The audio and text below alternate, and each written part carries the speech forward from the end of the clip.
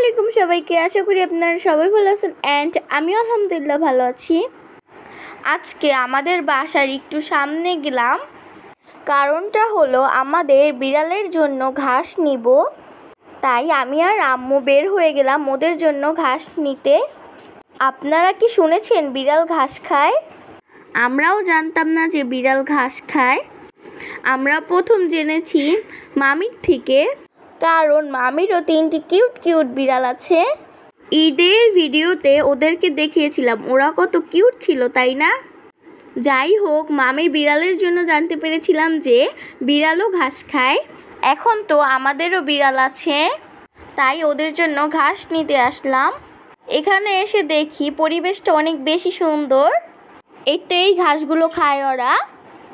আজকের ওয়েদারটা অনেক সুন্দর ছিল, দেন মৃদু মৃদু হাওয়াও বইছিল। সব মিলিয়ে আমার কাছে ভালোই লাগতেছিল। আর আম্মু তো ঘাস তুলতেছিল, আমি ভিডিও করছিলাম, ভিডিও না করেও পারছি না। দিকটা সবুজে ঘেরা।